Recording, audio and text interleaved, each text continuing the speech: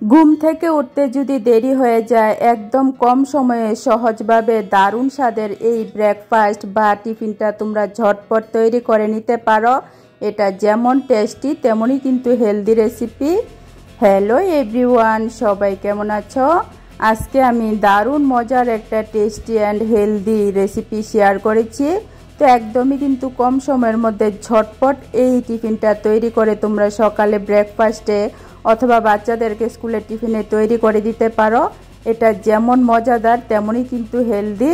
তো চলো recipe share করছি। তার আগে প্লিজ একটা লাইক দিয়ে সম্পূর্ণ ভিডিওটা দেখো, আর ভালো লাগলে অবশ্যই চ্যানেলটাকে সাবস্ক্রাইব করে দিও, যাতে আমি এরকম নতুন নতুন টেস্টি মজার রেসিপি দেওয়া মাত্র তোমরা সবাই দেখতে পারো।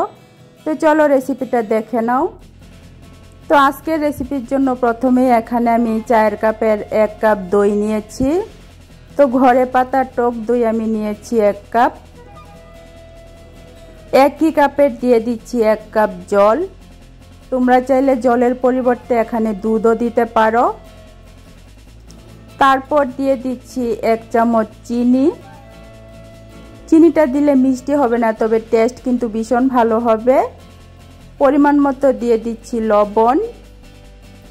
তারপর নিয়েছি আধা চামচ বেকিং পাউডার। বেকিং পাউডার দিলে ভীষণ স্পঞ্জি আর নরম হবে। তো সব কিছু এখন ভালো করে মিশিয়ে নেব। তো চিনিটা যাতে গলে, দইটা যাতে খুব সুন্দর করে মিশে যায়, সেরকম করে 1 থেকে 2 মিনিট ভালো করে ফেটিয়ে নিতে হবে। তাহলে কিন্তু রেসিপিটা ভীষণ ভালো হবে। তো সব কিছু মিশিয়ে নেওয়ার পর এখন দিয়ে দিচ্ছি 2 চামচ তেল। তোমরা চাইলে তেলের পরিবর্তে বাটারও দিতে পারো। এখন দিয়ে দিচ্ছি একটা ডিম।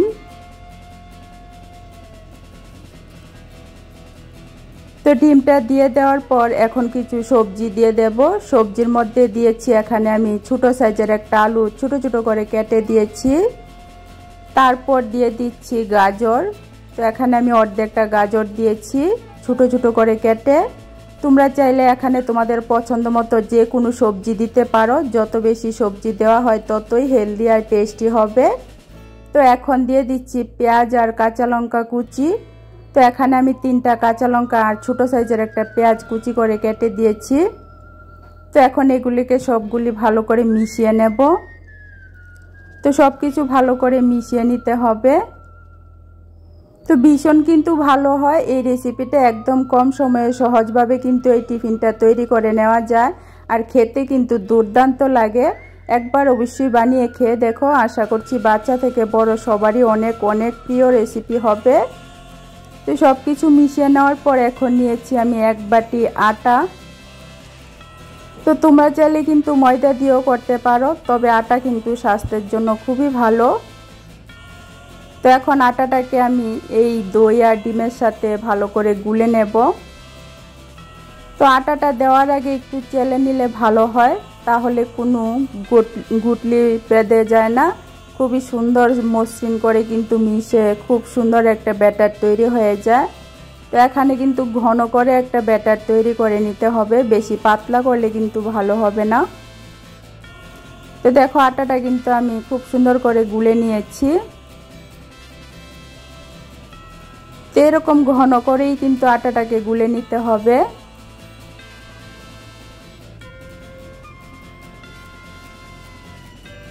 এখন এর মধ্যে দিয়ে দিচ্ছি আমি সামান্য একটু গোলমরিচের গুঁড়া। তোমরা চাইলে এটা দিতে পারো অথবা এটা ছাড়াও বানাতে পারো, তবে দিলে বেশি ভালো হয় টেস্ট। তো এখন গোলমরিচের গুঁড়াটাকে দিয়ে আমি মিশিয়ে নেব। তো ব্যাটারটা কিন্তু আমার তৈরি করা হয়ে গেছে। আর এই ব্যাটারটা কিন্তু রেস্টে রাখার কোনো প্রয়োজন হয় না, সাথে সাথেই কিন্তু বানিয়ে নেওয়া যায়। তো এখন আমি টিফিনগুলি বানিয়ে নেব। তার জন্য গ্যাসের চুলায় আমি কড়াই বসিয়ে 1 চামচ তেল দিয়ে দিলাম। তো এই টিফিনগুলি বানাতে কিন্তু একদমই বেশি তেলের প্রয়োজন হয় না। অল্প পরিমাণ তেলের মধ্যে কিন্তু দারুণ স্বাদের এই টিফিনটা তৈরি করা হয়ে যায়। তো দেখো তেলটাকে আমি কড়াইয়ের মধ্যে ভালো করে ছড়িয়ে দিয়ে এখন 1 হাতা ব্যাটার আমি দিয়ে দিচ্ছি। তো দেখো 1 হাতা ব্যাটার দিয়ে মাঝখানে এভাবে একটু চাপ দিলে কিন্তু খুব সুন্দর একটা শেপ চলে আসে। তো একদমই কিন্তু সহজভাবে এই টিফিনটা তৈরি করে নেওয়া যায়। তো তো ব্যাটারটা দেওয়ার পর এখন আমি ঢাকনা দিয়ে 1 থেকে 2 মিনিট মিডিয়াম আঁচে বসিয়ে রাখবো। তো 2 মিনিট পর দেখো আমি ঢাকনাটা উঠিয়ে দেখাচ্ছি।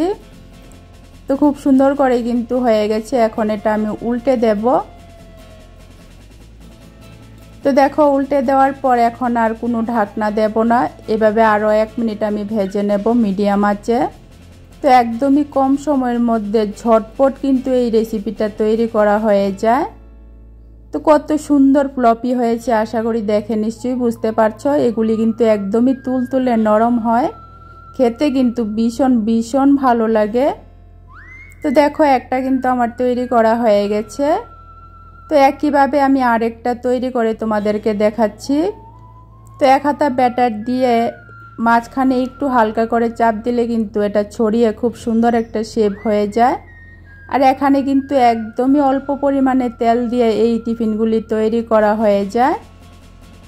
তো এই পর্যায়ে আবারও রিকোয়েস্ট করছি, আমার আজকের রেসিপিটা যদি একটুও ভালো লেগে থাকে তাহলে প্লিজ একটা লাইক করে দিও আর আমার চ্যানেলটাকে সাবস্ক্রাইব করে দিও এরকম নতুন নতুন টেস্টি মজার রেসিপি দেখার জন্য।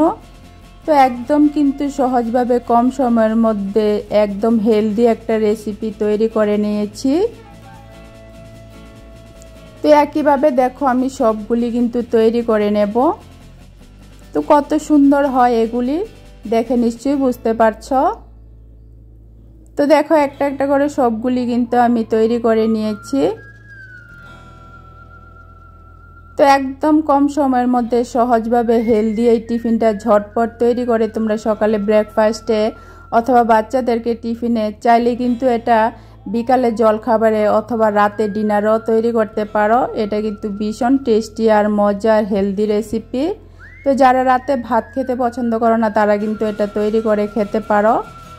তো আশা করছি আমার আজকের এই ছোট সহজ রেসিপিটা ভালো লেগেছে। ভালো লেগে থাকলে অবশ্যই লাইক কমেন্ট শেয়ার করো আর আমার চ্যানেলটাকে সাবস্ক্রাইব করে দিও, যাতে আমি এরকম নতুন নতুন টেস্টি মজার রেসিপি দেওয়া মাত্র তোমরা সবাই দেখতে পারো। তো আবারও আরেকটা নতুন রেসিপি নিয়ে আসবো। ততক্ষণের জন্য তোমরা সবাই ভালো থেকো, সুস্থ থেকো। আজকের জন্য টাটা।